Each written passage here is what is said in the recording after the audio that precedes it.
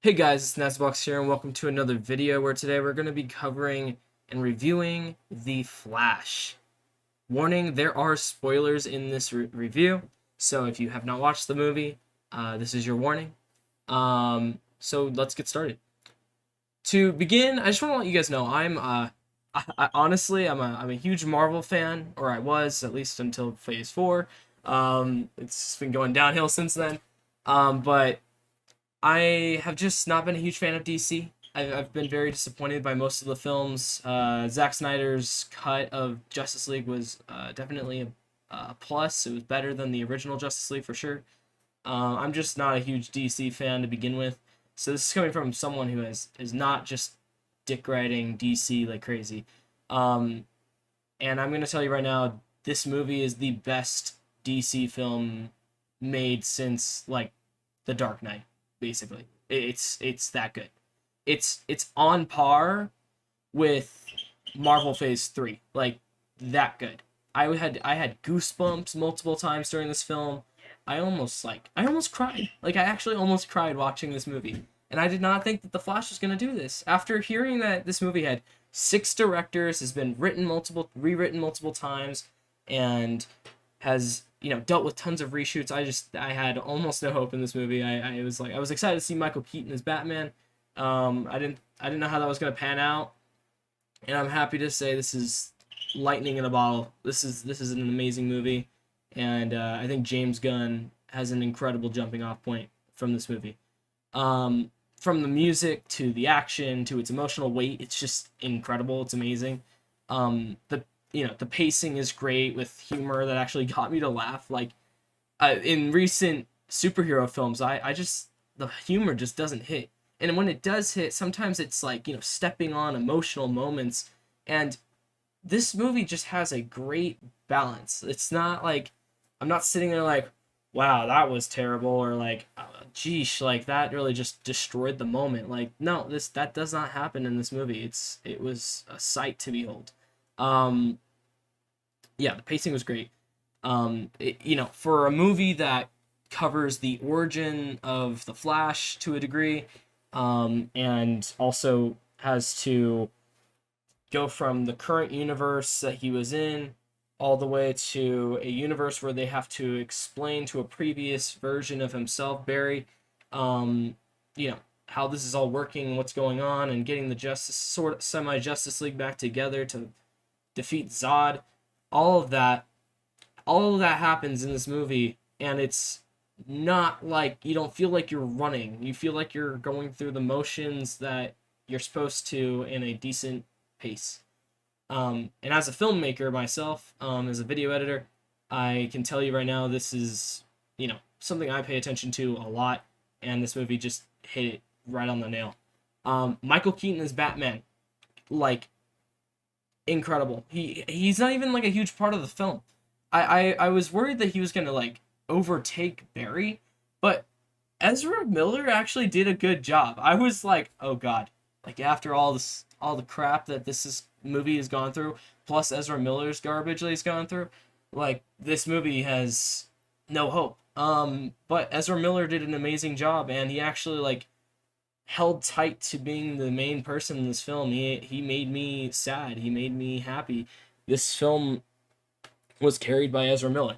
Michael Keaton was like the cherry on top. He did an incredible job. Supergirl had a nice place in this film too. They explained her backstory really well. Just to explain real quick for Supergirl, she crash landed instead of Clark Kent, or I can't remember his Kryptonian name, but basically, it turns out that she was the one with the DNA that the Kryptonians needed to redo their race, basically. And Clark Kent was captured mid-flight all the way to Earth, and she made it instead. Um, it all flowed very well. It was very well explained. Um, yeah. So I honestly have zero complaints about the meat of this film at all. To just talk about the story, the film opens with an awesome action piece with Ben Affleck's Batman. I actually didn't know. Well, I mean, I knew he was in the movie, but I wasn't sure how much he would be in it. He's only in it in the beginning, but he got an awesome action scene. They did a really good job of just that like gritty Batman that I love of Ben Affleck's, and like he gets some awesome action. The fight that while Batman's fighting the terrorists that are in the beginning of the film, the Flash has an amazingly silly and funny and just great scene saving this collapsing building. This like it's a hospital, and all these babies are flying to the ground, and he's like because he's a smart guy, he's coming up with ways to like save all the babies without them all dying, and yeah. Anyway, great scene for him. But Batman, on the other hand, Ben Affleck's Batman had a great fight scene. And then at the very end, Gal Gadot returns as Wonder Woman. At the very end of the fight scene, she shows up and saves the day, and she's as pretty as ever. Great part for her, and some great laughs from the whip of truth, or the lasso of truth. I think that's what it's called. Sorry, I'm a little tired. But yeah, great opening to the film. So yeah. Then the Flash learns that he can time travel. Like after this, later we find out, oh crap, the Flash can time travel, and he takes this opportunity to prevent his mom's death and also clear his dad's name. So the film, if you guys don't remember from ages ago, his dad is under arrest currently for possibly killing his mom, or is under suspicion, and Barry knows that he didn't do it. And his mom's also dead, so he's basically parentless, just like Batman. And I love that connection that they made with the Flash and Batman. There's a nice like friendship slash like almost like not like a father figure, but just very great relationship between Ben Affleck and the Flash, and you can feel like, because he's interacting with another Batman later in the film, there you can sense like this isn't his Batman, this isn't his friend, and someone he's like learned to know and trust. But yeah, the movie has a theme of tragedy slash like your past shapes who you are, and it's a through line through the entire film.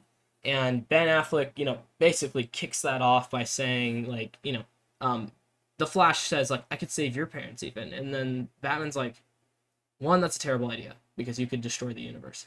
Two, tragedy, that tragedy made me who I am, and we shouldn't mess with that, and I like that because like as humans ourselves, like we all have experienced things like I mean like my dog died like a couple months ago. I'm gonna mention that right now, and that made me really sad. But like in different, I can't really explain in like physical terms how that affected me, but it really did make a difference in my life in some sort of way.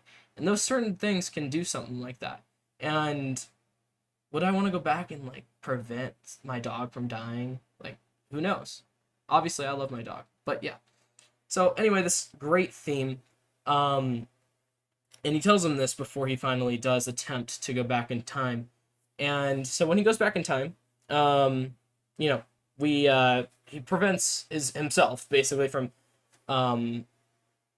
both of them being in the same space, because he's talking to his parents like once he returns to the past. And we get great interactions between Ezra Miller and Ezra Miller. It's pretty funny because he gets to learn, oh, I'm annoying and you're annoying, and oh crap, like it kind of like taught himself to like his own flaws as a person. And also it the idea of tragedy shapes you, and like these events in your life shape who you are. There's like different things about this other Barry that like are similar, but later in the film we like it really like affects like the events of the film. It's great, and you can see it through like their mannerisms and their behaviors. Batman tells him, so basically that all happens, right? And we get even a Flash origin story, which is awesome. I was curious, like I just don't know a lot about DC, I'm gonna be honest. And I was curious about the Flash got his powers, and we find out that he got struck by lightning, but like with some fluid or something, like different like materials like got struck as well, and then like it turned him into the Flash. So what's crazy is that other Flash gets the Flash powers, and then Ezra Miller loses his powers, And so we have like this great like you know back and forth between like the new Flash who like is learning his powers and the Flash who can't use his powers anymore. It's some great laughs in there. Um, but Zod shows up eventually after all this has gone on, and the Flash has to figure out a way to save the world. We find out Superman doesn't exist in this universe. Instead, Supergirl does. And this is when we finally go and meet Batman, because Batman's the only person that exists from in this universe that also existed in his universe. And this Batman is Michael Keaton, which is awesome. I've watched all the Batman movies at some point in my life, and I haven't watched the Michael Keaton movies in a while. But holy crap, like that music, the da da da da da da da da, it hits so good. I was like, like just yeah, great part of that film. Whenever Batman was like doing his action stuff, it was great. And especially with the current CG and like everything like that, they just did him so well. It was a great movie, or a great thing for him in this movie. Now Michael Keaton's charisma off the charts. He's just great in every scene he's in. But he doesn't steal it from Ezra Miller. I think Ezra Miller did a good job next to Michael Keaton in this film. Which I was scared of, honestly. But finally we get to the point when we find out that Supergirl is in another location.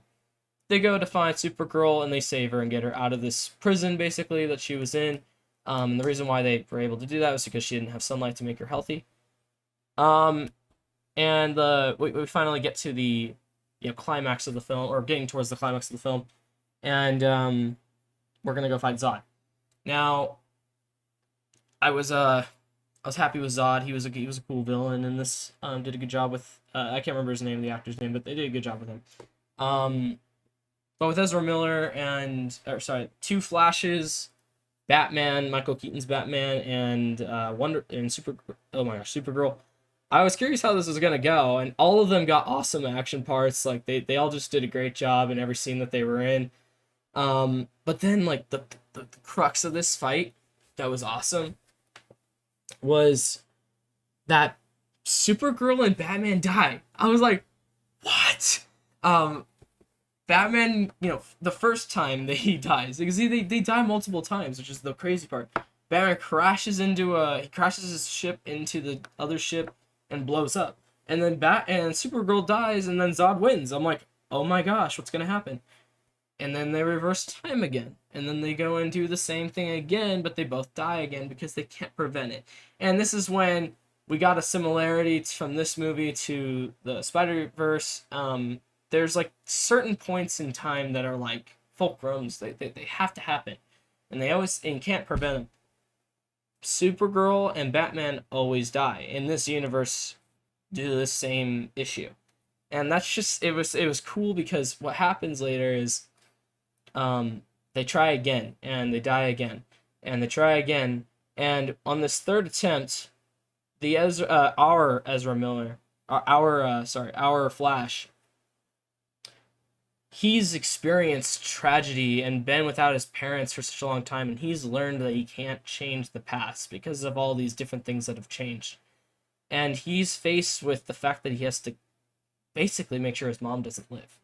And other Flash is like, no, what are you talking about? And what's cool about this is the fact that he's never experienced that tragedy. He's never experienced these things that would shape him into that person. He never had a Batman to explain this to him, and like, he's had the good life, unlike our Flash.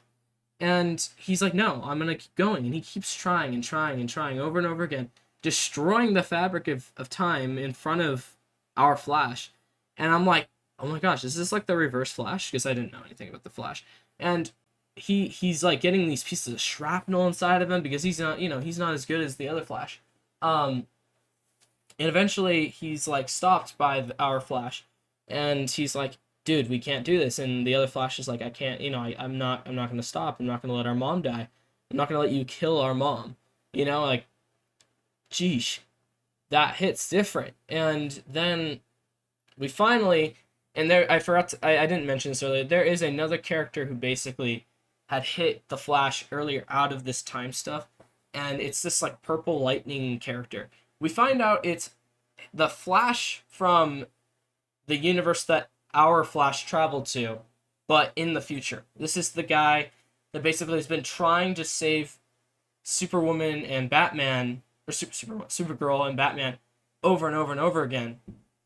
But years in the future, and he's just decrepit. He's crazy. He's gone nuts, and I'm like, gosh, this is deep. This is crazy, and so he basically has to the other Flash has to face himself basically and be like, wow, that's what happens to me because I go crazy with this new power that I got and just 5 minutes ago, like, and this sort of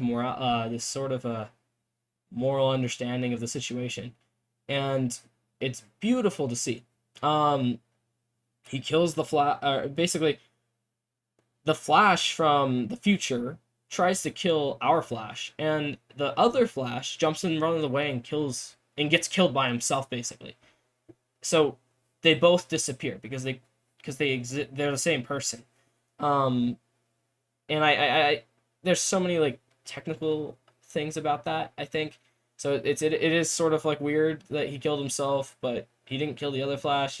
So sort of strange, but that whole sequence was incredible. And during this whole thing, right, I forgot to mention this. We got a cameo from the OG Superman, like from like before Man of Steel. I can't remember his name, but it was really cool. He's got like the signature hair and all that. We also got to see different versions of the Flash. There was a Nicolas Cage Superman. I thought that was hilarious. And it didn't take away. I think that's like something to think about, is the fact that this humor that does happen in certain scenes, like it happens, but it's because of how crazy the multiverse is. And I don't think it ruined the moments that this movie had. And this is coming from someone who doesn't care for DC. I'm like, this is coming from someone who really cares about filmmaking and all of that. So anyway, the end of the film, which almost brought me to tears, was Ezra Miller having to basically prevent himself, the past self of him, going to change the past. He had to undo that. He had to go back and kill his mom, which to set things right.